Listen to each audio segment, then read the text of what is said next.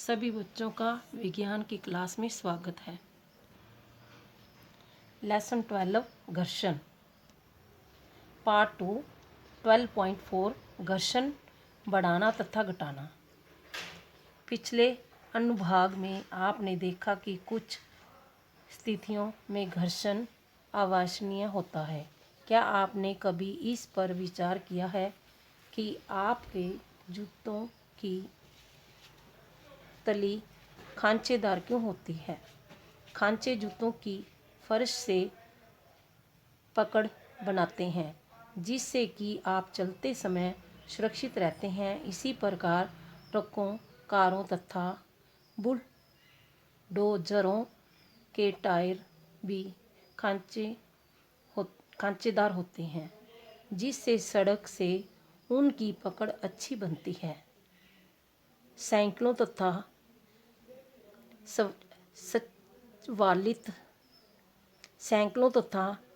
स्वचालित वाहनों की ब्रेक प्रणालियों में ब्रेक पैडों का उपयोग करके हम जानबूझकर घर्षण को बढ़ाते हैं। जब आप साइकिल चलाते हैं तो उसके ब्रेक पैडल पहिए को स्पर्श नहीं करते, किंतु जब आप ब्रेक लीवर को दबाते हैं तो ये पैड घर्षण से रिम की गति को रोक देते हैं और पहिए गति करना बंद कर देता है। आपने देखा होगा कि कबड्डी के खिलाड़ी अपने हाथों पर मिट्टी रगड़ते हैं जिससे कि वे अपने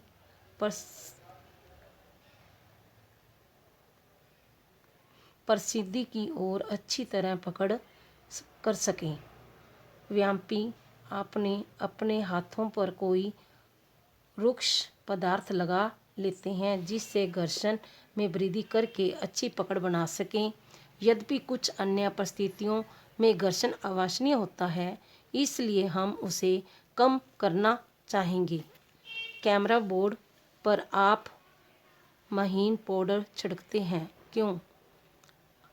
आपने गौर किया होगा कि जब हम दरवाज़ों के कब्जों में तेल की कुछ बूंदें डालते हैं तो दरवाज़ा आसानी से घूमने लगता है। साइकिल एवं मोटर के मैकेनिक इन मशीनों के गतिशील पुर्जों के बीच ग्रीस लगाते हैं। उपरोक्त सभी परिस्थितियों में हम दक्षता बढ़ाने के लिए घर्षण को कम करते हैं। जब ग्रीस तेल अथवा ग्रेफाइट की किसी मशीन की एक गतिशील पुर्जों के बीच लगाते हैं तो वहाँ पर इनकी एक पतली सी परत बन जाती है तथा गतिशील पृष्ठ सीधे ही एक दूसरे को रगड़ नहीं पाते। इसी तरह अनियमितताओं का अंत, बंधन का अंत, पाषण बहुत सीमा तक दूर हो जाता है, गति सर बन जाती है। घर्षण कम करने वाले पदार्थों को स्नेहक कहते हैं। कुछ मशीनों में स्नेहक के रूप में तेल का प्रयोग न करने की सलाह दी जाती है। वहाँ पर घर्षण कम करने के लिए गतिशील पुर्जों के बीच वायु का गद्दी का प्रयोग किया जाता है। चित्र 12.13 सहन का प्रयोग। ये सहन है, ये चित्र में दर्शाया गया है। 12.5 पहिए घर्षण कम कर देते हैं। आप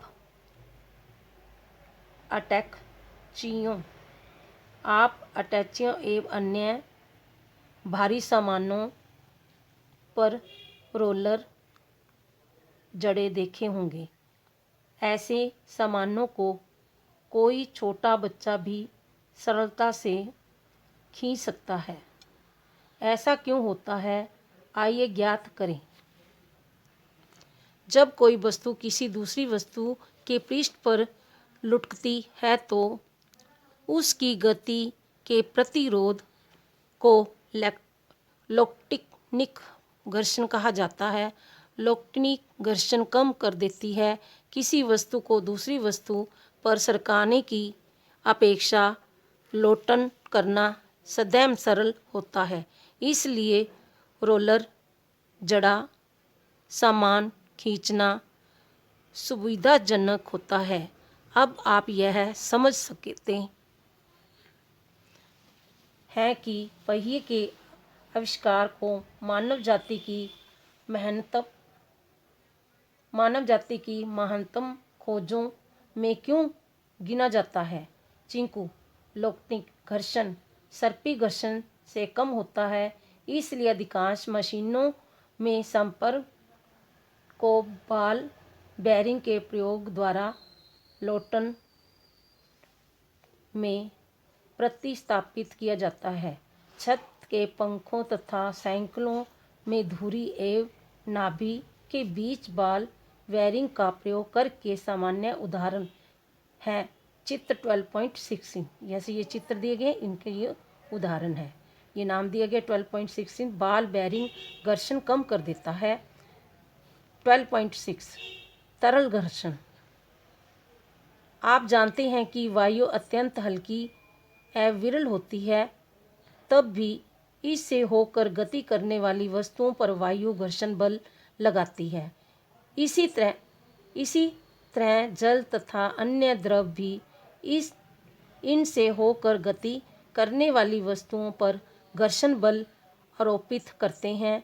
विज्ञान में गैसों तथा द्रवों को एक ही नाम तरल दिया गया है, इसलिए हम यह कह सकते हैं कि तरल इनसे होकर गति करने वाली वस्तुओं पर घर्षण बल लगाते हैं।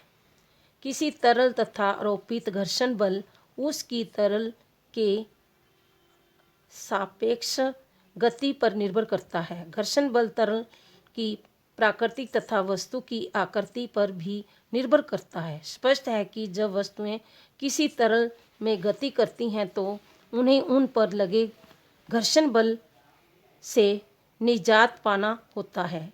इस प्रक्रिया में उनकी ऊर्जा का ह्रास होता है, इसलिए घर्षण को कम से कम करने के लिए प्रयास किए जाते हैं। वस्तुओं को विशिष्ट आकृतियां भी इसी कारण से दी जाती हैं।